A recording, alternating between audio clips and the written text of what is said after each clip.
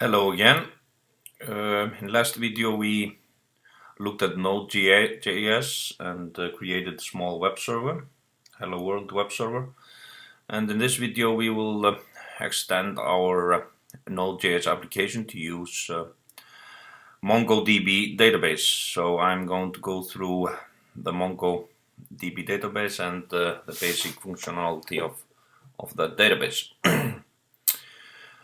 To begin with, we will go to the MongoDB website, and here we can download the database and install it via the package manager in Mac OS, but it's even easier to install it using Homebrew or Brew, which is a packaging system on the Mac.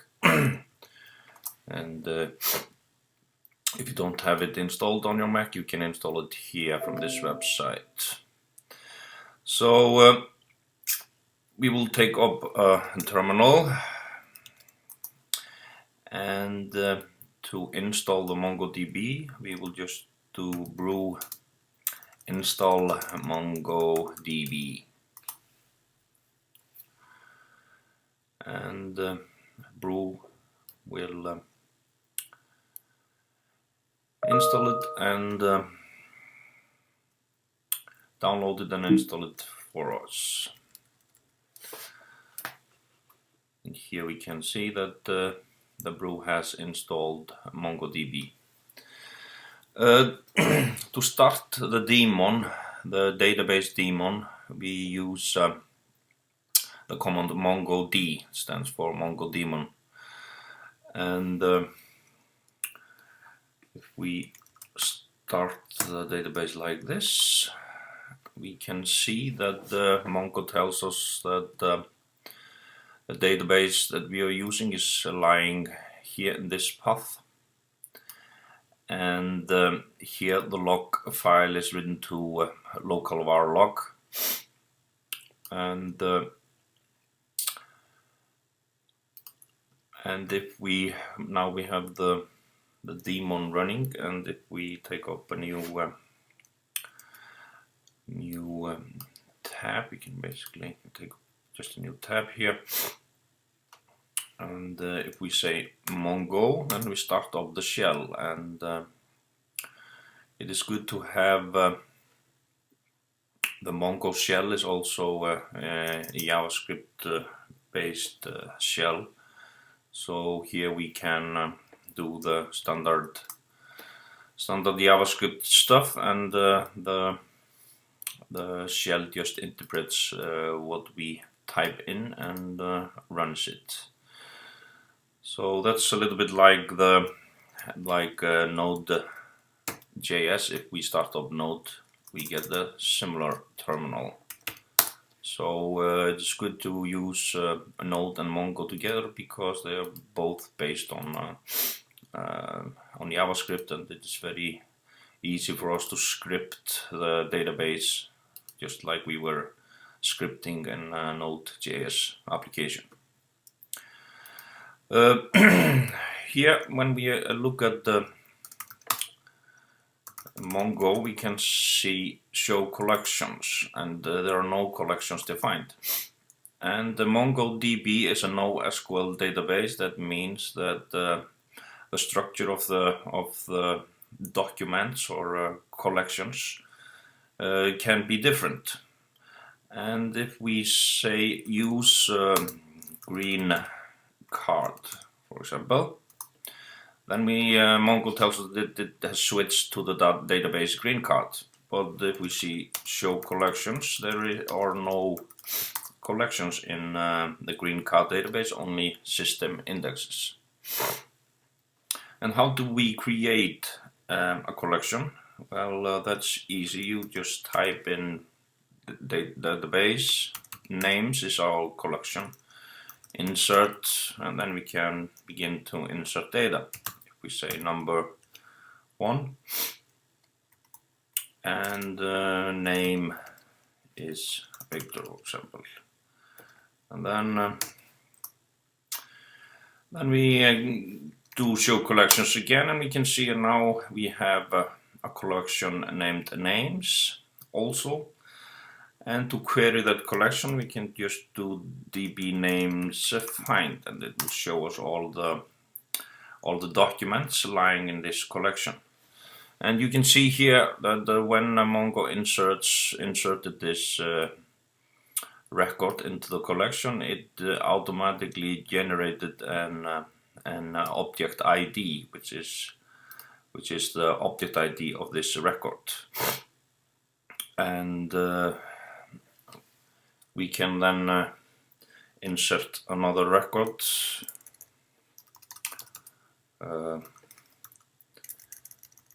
Number 2. And here we see that now we have 2 records in our collection.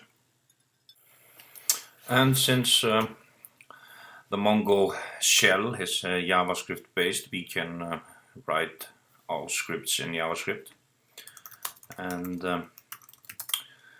if we drop our collection, we can do db names remove. It will remove all the records from the collection.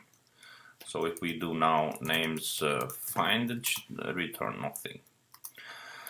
Since we are using JavaScript, we can write something like this for var I equals 0, less than 1000, and then we want to insert in our collection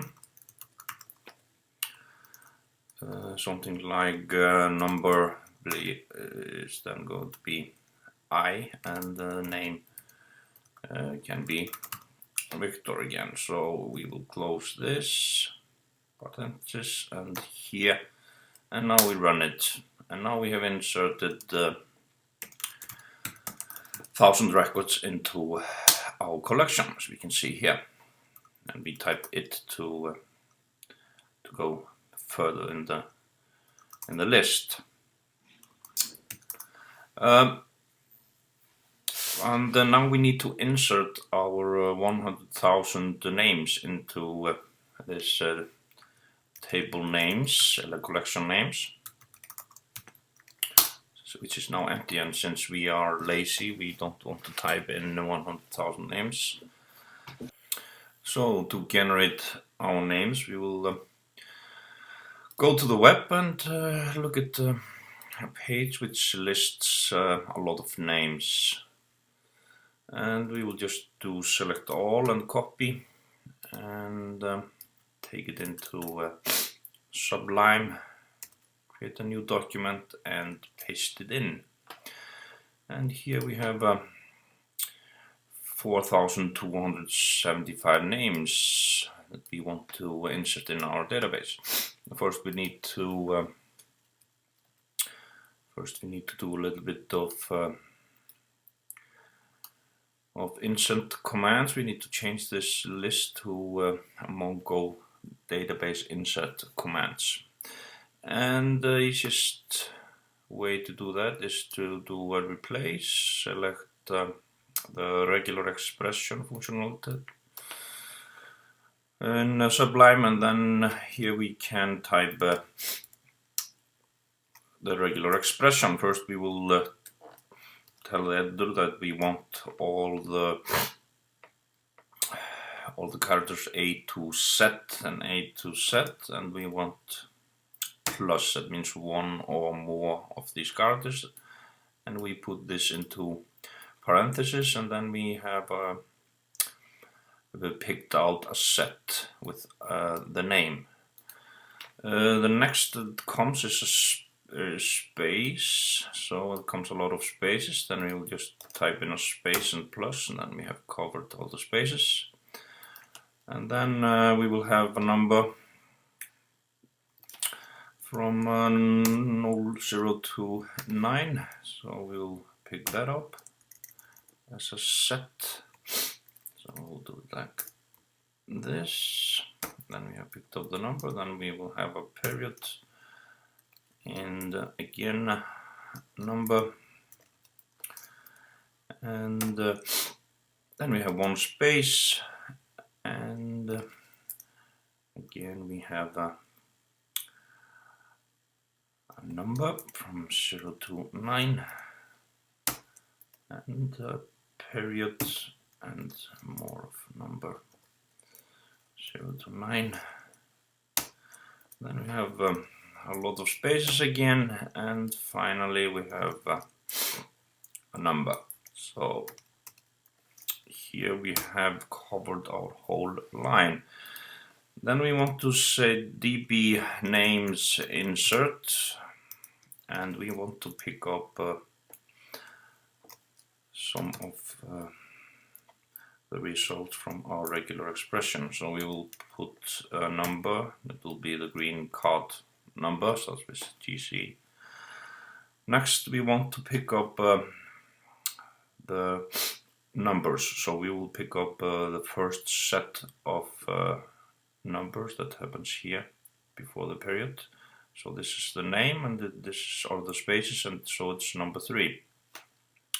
We will say, okay, we want to insert here the result of our findings in regular expression number 3, and then we want to so this is 1, 2, 3. Then I want to skip the period and take number 4 also. And we have generated a number, so 1, 2, 3, 4, and then we take 5, 6 also. So we will have here number 5, and then we have a big number. So, and then we want to close the insertion of our number, and then we want to take the name which occurs in the result number 1, and then close the curly brackets. So we will try if this works. We say find. So we will start here and begin with find, and picks up Dorothy, and we say replace. So then we have here like a random number and the name, and we want the name to be in quotes also. So we can just say replace all, and then we have a list of approximately 4,000 names that we can insert in our database. And since this is JavaScript, we can also write like, yeah, we can then define a function name a list as an example, and then go to the bottom and put in this end of our function. Then we just do select all and copy, and we will paste it in into Mongo shell. And what happens now is that the Mongo shells gets a function with a lot of db names insert commands, and saves that function in the console, that we can then later use it to execute the function. And if we look here, we see that we have no names in our collection, and if we do names a list like this, and we execute the function, and then we can see that now we have the names in our collection. And to generate more names, we can just write small JavaScript code and execute the name list 20 times. And then Mongo has inserts approximately 20 times 4,000, approximately 80,000 names. So this was easy. And now we have our name list.